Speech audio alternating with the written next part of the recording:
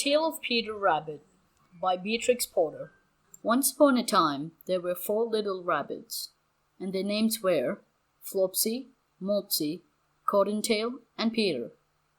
They lived with their mother in a sandbank underneath the root of a very big fir tree.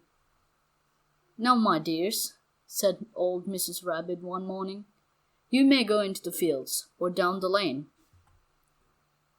But don't go into Mr. McGregor's garden. Your father had an accident there. He was put in a pipe by Mrs. McGregor. Now run along and don't get into mischief. I'm going out." Then old Mrs. Rabbit took a basket and her umbrella and went through the wood to the baker's.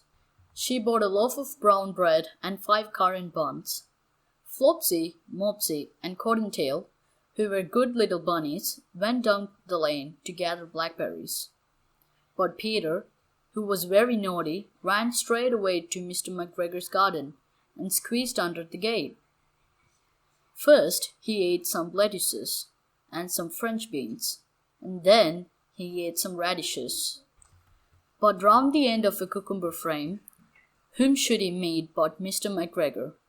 Mr. McGregor was on his hands and knees planting out some young cabbages, but he jumped up and ran after Peter, waving a rake and calling out, "Stop, thief!" Peter was most dreadfully frightened. He rushed all over the garden, for he had forgotten the way back to the gate. He lost one of his shoes among the cabbages, and the other shoe amongst the potatoes. After losing them, he ran on 4 legs and went faster, so that I think he might have got away altogether if he had not unfortunately run into a gooseberry net and got caught by the large buttons on his jacket. It was a blue jacket with brass buttons, quite new. Peter gave himself up for lost and shed big tears, but his sobs were overheard by some friendly sparrows, who flew to him in great excitement and implored him to exert himself. Mr. McGregor came up with a sieve, which he intended to open upon the top of Peter, but Peter wriggled out just in time, leaving his jacket behind him, and rushed into the tool shed and jumped into a can. It would have been a beautiful thing to hide in, if it had not so much water in it. Mr. McGregor was quite sure that Peter was somewhere in the tool shed, perhaps hidden underneath the flower pot. He began to turn them over carefully, looking under each. Presently Peter sneezed. "Kerchoo!" Mr. McGregor was after him in no time, and tried to put his foot upon Peter, who jumped out of a window, upsetting 3 plants. The window was too small for Mr. McGregor, and he was tired of running after Peter. He went back to his work. Peter sat down to rest. He was out of breath and trembling with fright, and he had not the least idea which way to go. Also, he was very damp with sitting in that can. After a time, he began to wander about, going lippity-lippity, not very fast, and looking all around. He found a door in a wall, but it was locked, and there was no room for a fat little rabbit to squeeze underneath. An old mouse was running in and out over the stone doorstep, carrying peas and beans to her family in the wood. Peter asked her the way to the gate, but she had such a large pea in her mouth that she could not answer. She only shook her head at him. Peter began to cry. Then he tried to find his way straight across the garden, but he became more and more puzzled. Presently he came to a pond where Mr. McGregor filled his water cans. A white cat was staring at some goldfish.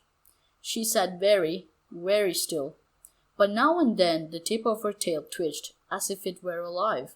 Peter thought it best to go away without speaking to her. He had heard about cats from his cousin, little Benjamin Bunny. He went back towards the tool shed, but suddenly, quite close to him, he heard the noise of a hoe scritch, scratch, scratch, scritch. Peter scuttered underneath the bushes, but presently, as nothing happened, he came out and climbed upon a wheelbarrow and peeped over. The first thing he saw was Mr. McGregor hoeing onions, his back turned towards Peter, and beyond him was the gate. Peter got down very quietly off the wheelbarrow and started running as fast as he could, along a straight walk behind some black-currant bushes. Mr. McGregor caught sight of him at the corner, but Peter did not care. He slipped underneath the gate and was safe at last in the wood outside the garden. Mr. McGregor hung up the little jacket and the shoes for his scarecrow to frighten the blackbirds. Peter never stopped running or looked behind him till he got home to the big fir tree, so tired that he flopped down upon the nice soft sand on the floor of the rabbit hole and shut his eyes. His mother was busy cooking. She wondered what he had done with his clothes. It was the second little jacket and pair of shoes that Peter had lost in a fortnight. I am sorry to say that Peter was not very well during the evening. His mother put him to bed and made some chamomile tea, and she gave a dose of it to Peter, 1 tablespoonful to be taken at bedtime. But Flopsy, Mopsy and Cottontail had bread and milk and blackberries for supper. The end.